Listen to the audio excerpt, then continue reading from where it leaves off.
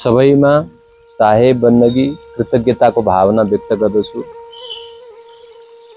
महान आराध्य गुरु सद्गुरु सन्त शरण साहेबजीको यो जन्म जयन्ती महोत्सव, जन्म जयन्ती अति धेरै सुहाना यो महोत्सव हो र यो महोत्सवमा यति विशाल जनसमुदायहरू देश प्रदेशबाट आएर यो वैराग्यको त्रिवेणी ज्ञान भक्ति वैराग्यको महासागरमा डुबुल्की लगाउनु भयो। पञ्चसकार चूर्ण हुन्छ, त्यसै प्रकारबाट पञ्चामृत हुन्छ। पञ्चामृत पाँचवटा चिज मिलिएपछि पञ्चामृत बन्छ भने जस्तै सबै सन्त महात्माहरूको सबै भक्त सज्जनहरूको त्यहाँ विशाल समुदाय भएपछि त्यहाँ महाकुम्भ हुन्छ। त्यहाँ अर्कै किसिमको भाव उत्पन्न हुन्छ। सद्गुरु सन्त शरण साहेबजीको 106औं जयन्तीमा सबैजना आउनुभयो। उहाँप्रति त अत्यन्त कृतज्ञता छ।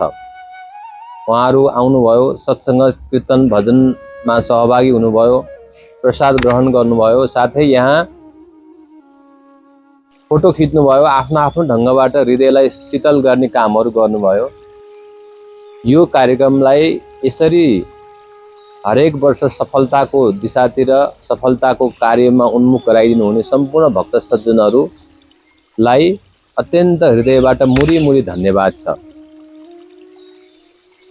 यसमा विशेष यस आश्रमको परम संरक्षक, यो भण्डारा कार्यक्रमको मुख्य लिडर हाम्रो आदरणीय भक्तराज सुशील विक्रम थापाज्यू, जो आफ्नो तबकामा आफ्नो परिवेशमा माथिको पदमा रहेर पनि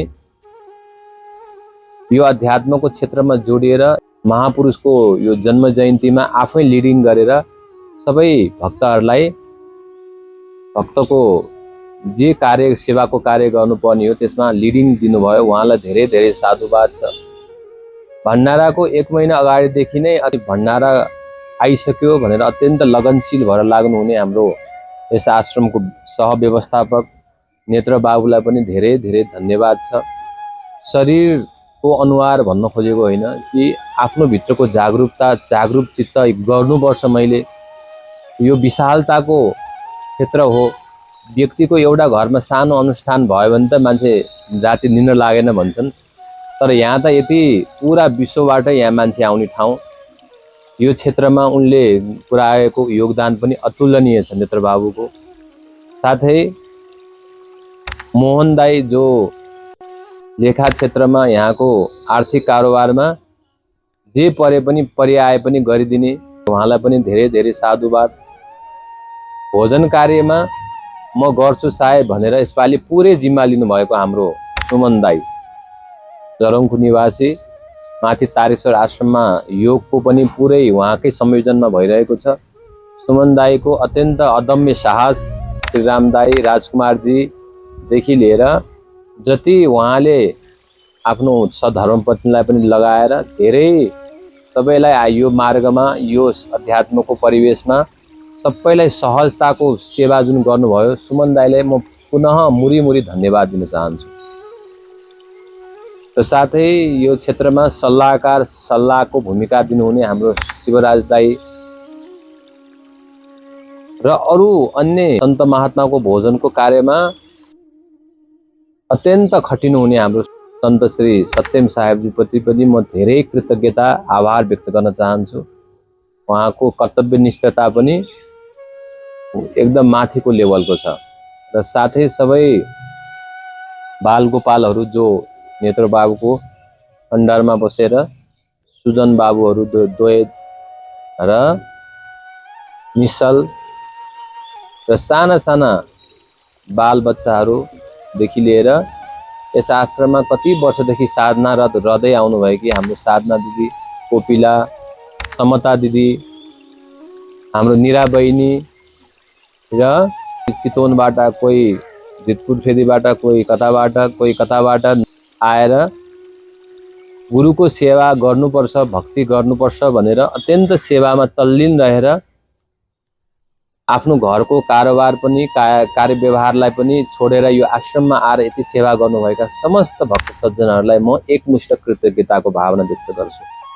किनभने कृतज्ञता जति काम हुन्छ सबै एकजनाले गरेर हुँदैन, सबैजनाको सहयोगबाट, सबैजनाको सहयात्राबाट कामको पूर्णता हुन्छ। राज्यमा, विश्वमा, कुनै पनि क्षेत्रमा हामी सन्तहरू गुरुहरू के भन्छौँ, हामी त आफ्नै धुनमा मस्त भएर बसेका हुन्छौँ। कार्य व्यवहारहरू सबै भक्तहरूलाई थाहा हुन्छ, बाहिरको मान्छेलाई के चाहिन्छ, कस्तो स्थिति छ, बाहिरको विधि व्यवहार धेरै भक्तहरूलाई थाहा हुन्छ। सबै कार्यमा अत्यन्त सूक्ष्म ढङ्गले हेरिदिनु हुने हाम्रो अभिभावक सद्गुरु तत्पर साहेबजी प्रति पनि उहाँको चरण कमलमा करबद्ध साहेब भन्दै गर्न चाहन्छु।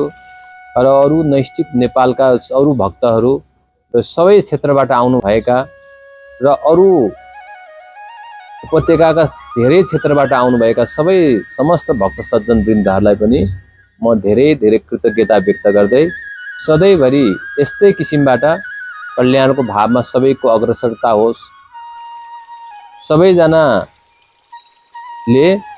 सर्वजनाय सुखाय सर्वजनाय हिताय, सबैको कल्याण होस्, सबैको लागि लाग्ने बानी विकास होस्। किनभने एउटा व्यक्ति, एउटा घर, एउटा सानो क्षेत्रमा त जसले पनि चलिरहेका हुन्छन्, प्राणीहरूले पनि आफ्नो निर्वाह गरिरहेका हुन्छन्।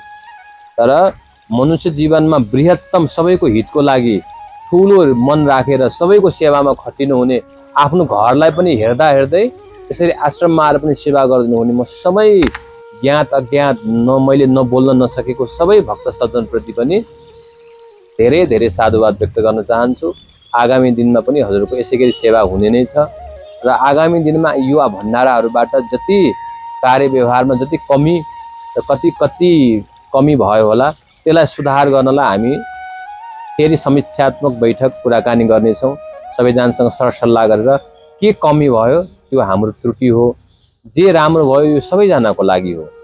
संसारमा जे नराम्रो भयो त्यो मेरो र जे राम्रो भयो सबैको, सबैले गर्दाखेरि भयो। यो भाव नै के हो? सामाजिक भाव हो। राम्रो भूमिका बनाएर बस्न सकेदेखि सबै कार्यहरू सुन्दर, सहज र आनन्द हुन्छ। अतः पुनः सबैलाई धन्यवाद, कृतज्ञता र साधुवाद दिँदै सबैको कल्याण हो, सबको मङ्गल हो, सबको जय हो।